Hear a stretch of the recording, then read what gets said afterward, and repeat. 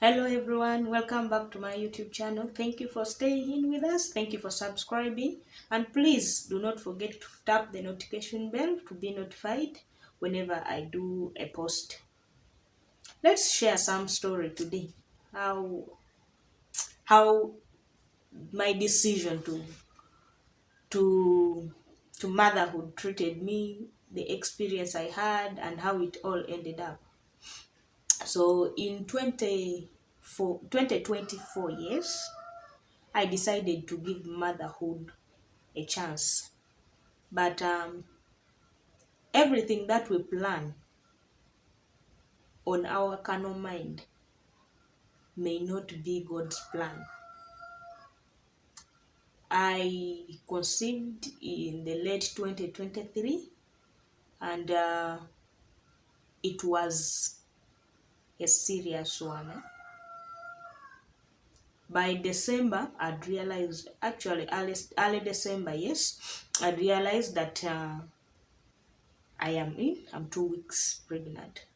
So the moment I got to know, I think it is anxiety or it was its time to start disturbing me. My God, the first trimester was not good for me. The first trimester really humbled me. I was vomiting anything, including water, anything that lands in my stomach.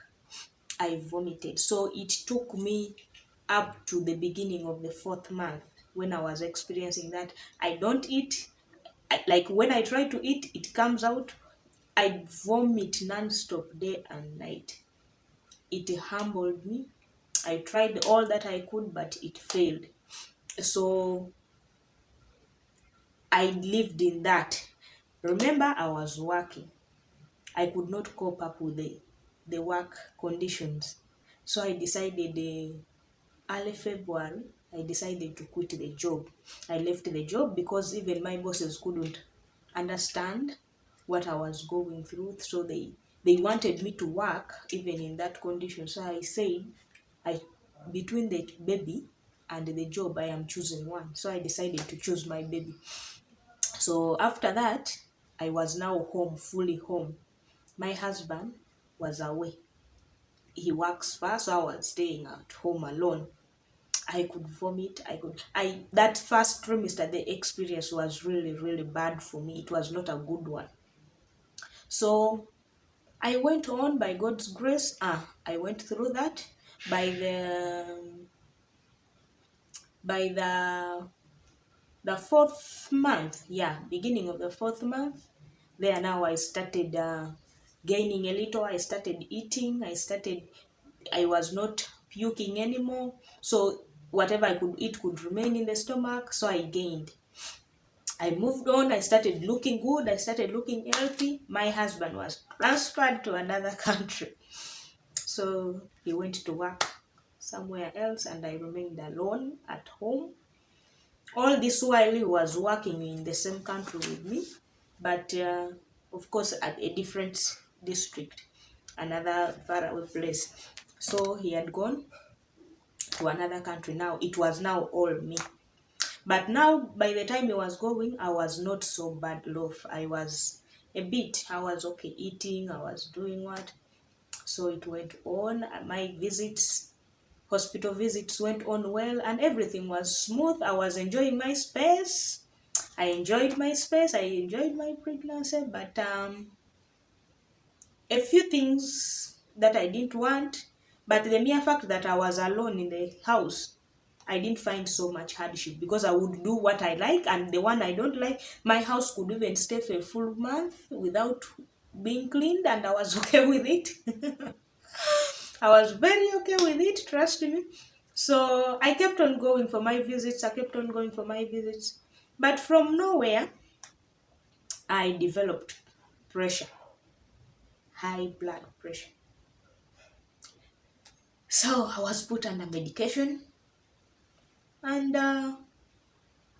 it kept on fluctuating. It is high, it is low, it is high, it is low. So they were waiting up to about 35 weeks. Then they see what they could do. So at 34 weeks, I went back for my visit. Yeah, 34, 35, yeah. Because at some point I also reached and I was stubborn. I didn't want to check the pressure because I told myself God cannot walk with me throughout this journey and reach this moment and start telling me that pressure and things start turning around. I refused. So I somehow became stubborn. I stopped I stopped checking the BP. Now when I went for my visit at 35 weeks, yeah, 35 weeks, the my gyno advised me to get into what? To start getting DEXA, because he was saying this pressure, we can't wait up to the last minute. We do not know, we can't predict it. Sometimes it tends to be stubborn towards the last minutes. So we need to give you DEXA, put you in DEXA, the baby's lungs may develop, and we see how to induce you. So because it was first time pregnancy, I got worried.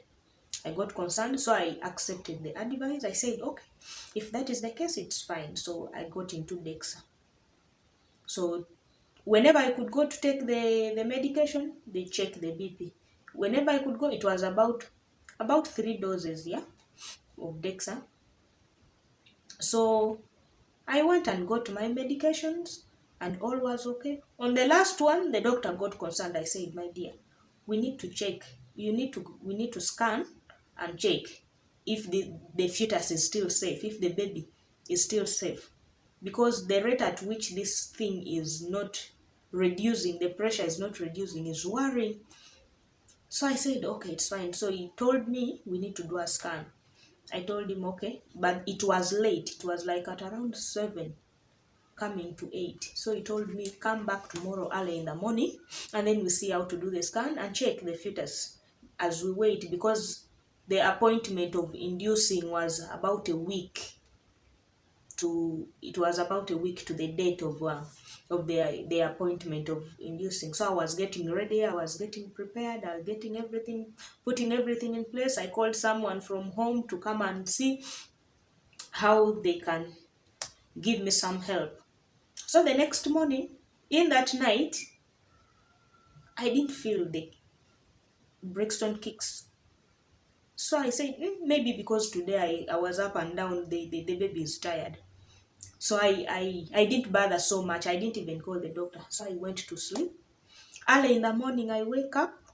I got milk all over the bed. I got worried. It was around 6 a.m. in the morning. I got worried and I got concerned. So I called the doctor, but he told me, remember, we have an appointment. So come, let's check. So I went, but the milk was flowing from the breast so much. We reached there. They scanned. After carrying out the scan, it was a sad news. We had lost. Guys, I froze. I was energyless. But in that night, I got a dream. And this dream, I had a baby. And we were in a congregation. So I was carrying the baby. Some lady was pulling the baby away from me. And the baby was waving for me. The baby was waving for me until they disappeared with that lady. So I woke up, I was like, this is a dream. This is a daily dream. People get dreams. It should not worry you, Lydia. Don't get worried. So I went. When the doctor checked, said, unfortunately, we have lost. I had nothing to do. But that my gyno was so good, guys. My gyno was good. He told me, I know. He counseled me for almost 2 hours, talked to me, and told me, I know it's painful. I know we didn't expect this. It was so fast. So what you need to do is cry out. Make sure you cry out. Cry out as much as you can. Let it out. After letting it out, I am taking you home. You get the necessary things. You come and we take through the process of getting it out. I had already bonded with this baby. I was so much in touch with this baby. Though I had not yet met, but God's planning is different from our carnal planning. We can put everything in place, we can arrange this, we can say this, we can say that, we can say that, but when God says it's not going to happen, it will not happen. So we went through that. I called my husband when I got home. Actually, when I reached home, I didn't get the things immediately because I didn't even have someone immediate there. So what I did is I laid down in my bedroom. I cried. Guys, I cried for 2 hours. I cried. I told God, why would you do this to me? I lamented. I did all. But that is how it is. So I got courage. After crying, I was getting some bit of sleep. I got courage. And then I got up and started getting the things I needed. I called one of my friends who was nearby. I explained to her everything. She took me to the hospital. But I had courage. After that crying, I had a lot of courage. I got up. I said, now, that is when I made a tough prayer. I told God, you have taken what you have taken, but this is the time I need you more. I want you more now. I need you more now than ever. So, show yourself to me. I just made that simple prayer, but with tears rolling and so emotional. Then I went out. We went to the hospital, and everything was done. And I thank God. I didn't experience so much pain.